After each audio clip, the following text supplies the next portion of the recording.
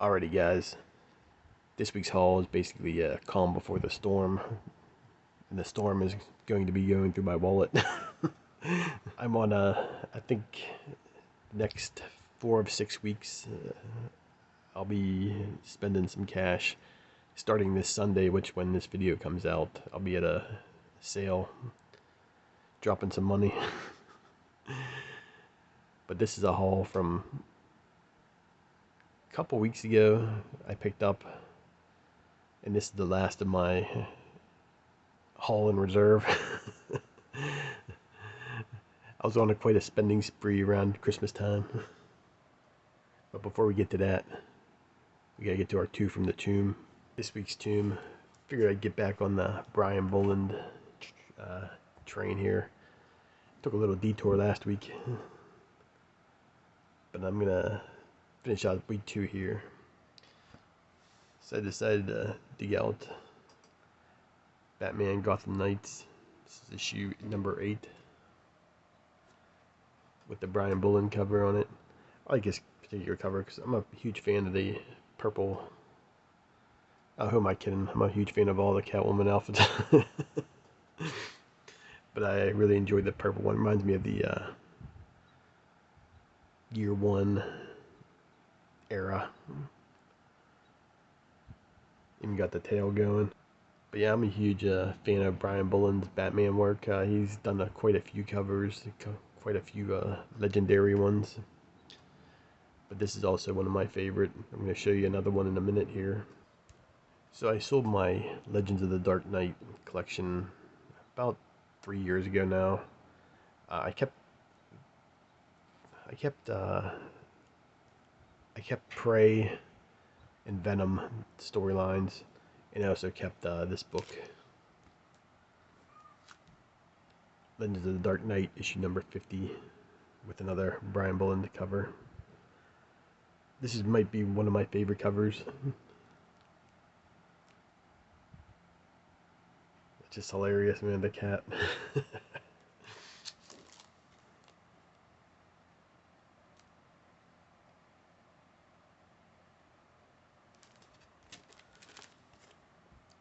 Yeah, I bought this off the shelf, so I didn't want to.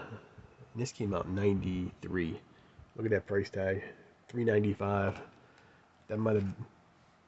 That was like a half a lawn for me back then, you know. I was cutting lawns and stuff. Back when you could, cut a lawn for $10. I remember just seeing all the pinups in the back, so we'll take a quick look through that.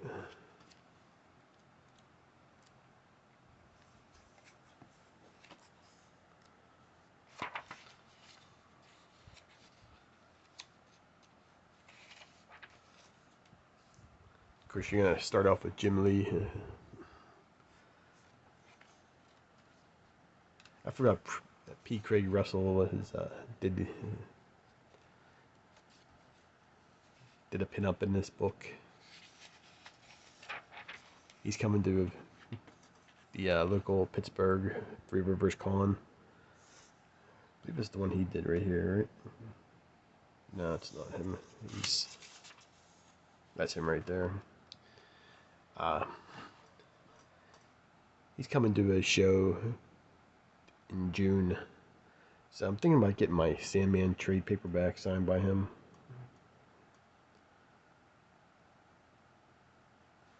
But yeah, these pinups are pretty cool on this book. Tim Bradstreet, I mean, Bradstreet, Atlanta, GA. That's wrestling. Got Walt Simonson.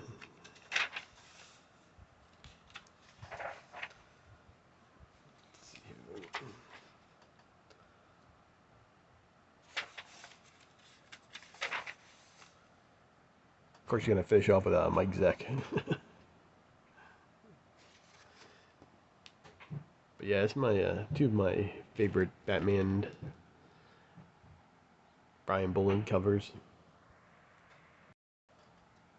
So this week's episode, basically books I bought a couple months ago that I forgot I had. It's a nice stack there.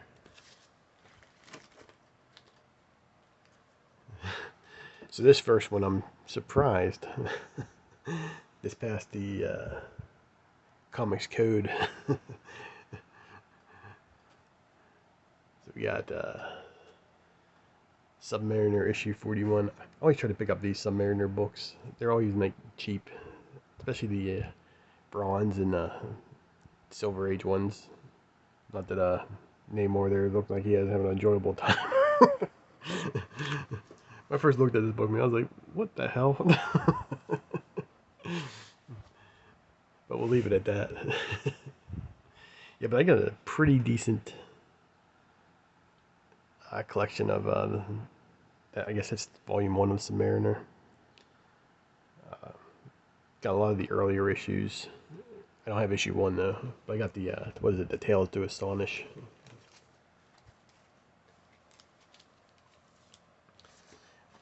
But I bought these were from a show. Now it's coming back to me. And I picked this one up for a decent price.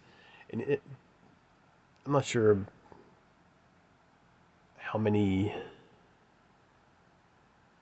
other Marvel books issue number 1 from the Silver Age are even affordable anymore, but this one's still affordable in most cases. And I picked up Nick Fury, Agent of S.H.I.E.L.D., issue number 1.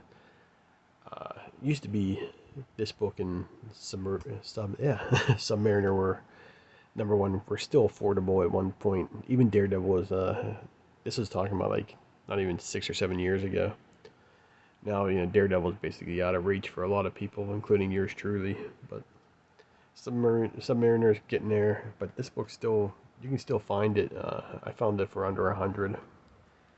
But I wanted something from the Marvel Silver Age, an issue number 1 that is. Plus, I'm a huge Jim Steranko fan. But I'm talking about number 1 Silver Age superhero type books, not some romance or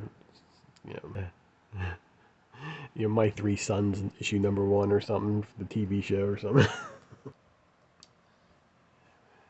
But I was able to find a sealed copy, polybagged still, issue of number 1 Morbius. I love the first 4 issues of this series. I own all 4, got them all in pretty decent grades. I had issue number 1. It wasn't it was torn, so it's a nice reader copy for me. So I don't even have to open this one unless I want to take out the poster. But I still need the Spirits of Vengeance number 1 and Night Stalkers. But I got the rest of the storyline. It's one of the series that the Midnight Suns, one of those runs that I've always could have picked out of the dollar bin. Ended up getting this one for under 30. I think it was like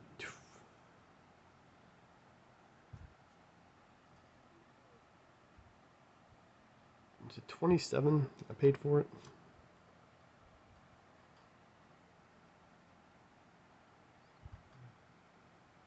Yeah, Daredevil issue number 17.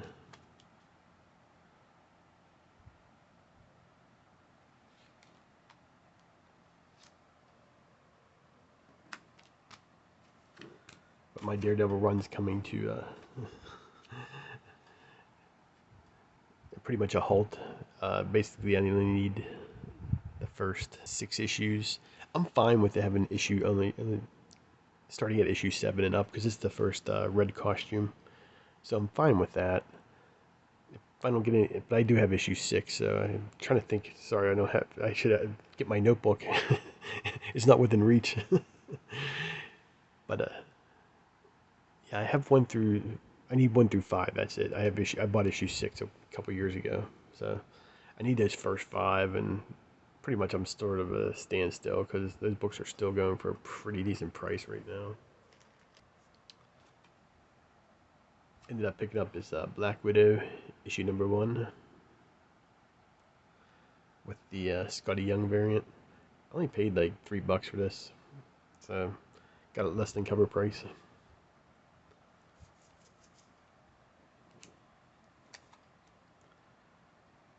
But yeah, I'm not a huge Scotty Young fan of his.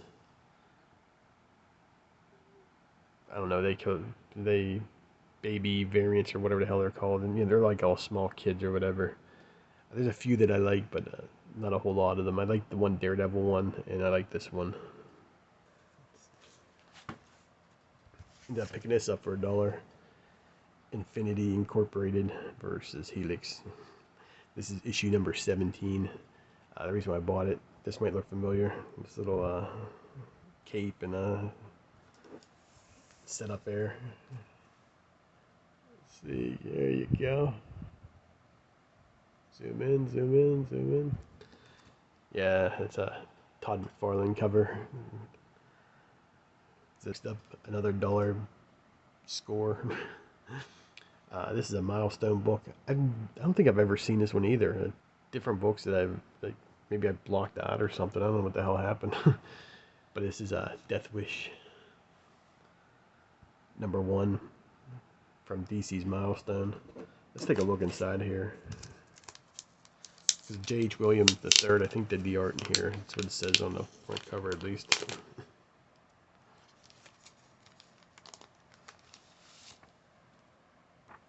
Ah, yes, NBA Jam. Put down below who was your team on NBA Jam. Mine was the Seattle Supersonics.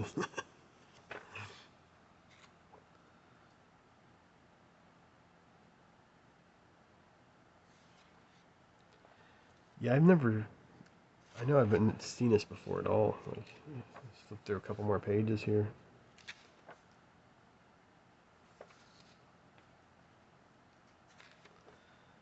Like, I've read some of the milestone stuff, like Static and Hardware and a few others.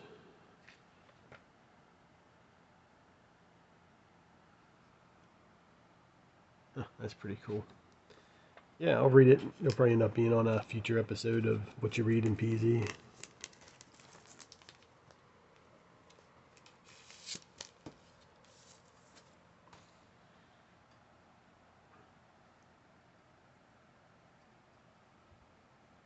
Huh.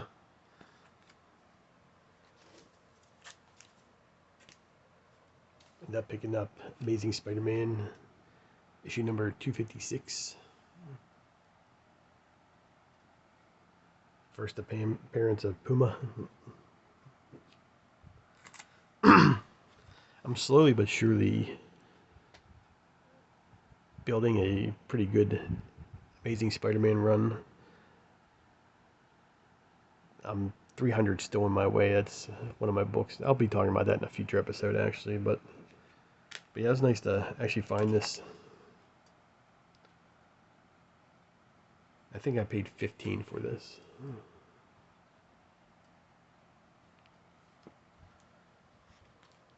And this was probably my score of the week. I already have a copy of this, but I think I have the newsstand. But it's Superman issue number 4. Ended up picking it up for $1. First appearance of Bloodsport. Just picked up the movie, The Suicide Squad, a couple weeks ago. Picked it up on Amazon for $6.99.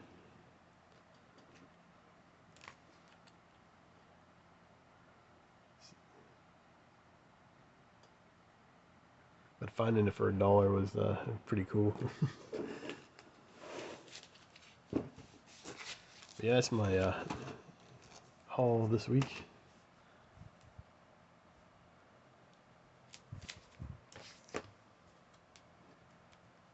Yeah, I was surprised that I was able to find a decent copy of this. I mean, it's got some issues and stuff, but I'm happy with it. Finally have issue #1 of a Silver Age Marvel book. So this week we'll do last week's books this week. And I went to my shop. I haven't been there in 2 weeks, so I go every other week now. And I only had one book in my pull list. It was Swamp Thing Green Hell. I've been waiting for this. Issue 2 came out last month. Anything sort of... I haven't read it yet, so I really shouldn't be talking anything about it until I read it. But I was looking at the upper parts here, and I saw 4 names instead of the 3. It's that Doug Mankey was the artist in the first 2 books. Now it's with, so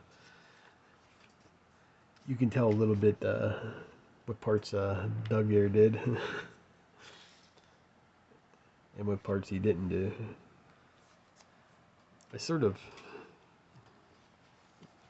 so I was flipping through it, and I was sort of bummed because you can see this is issue number 1 here, or book 1 if you want to call it that.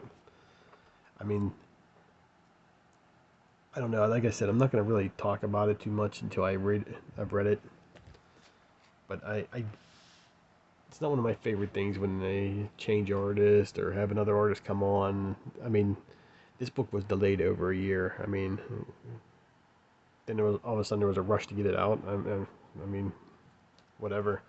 Like I said, I won't pass judgment, but first sight seeing it, not that it's bad or anything. It's not bad at all. I actually like this panel and stuff. It's gritty. Reminds me almost of Riley Mossmo.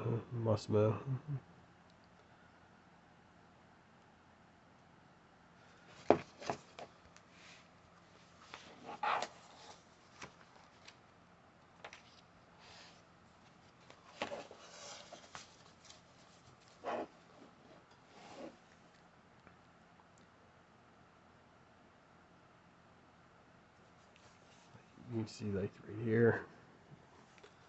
But let's not judge a book by its interiors. And the last book I picked up was, this is a strictly cover by, I'm going to read it still, but I just, I had to pick it up. It's the Alex Ross variant of Venom Lethal Protector 2, issue number 1. But as soon as I saw this cover as one of the upcoming Alex Ross variants, they've all been cool. And trust me, I'm sort of like kicking myself. I was like, man, maybe I should have found a way to buy them all, because they're really all really cool. So I mean, but then I was like, I hate buying books for just the cover, but I had to pick this one up for that reason. So I'll read it. Who knows? But I enjoyed the original Venom Lethal Protector series. So who knows? Maybe I'll end up putting it on my pull list. I'll let you know next week what I think about it. So,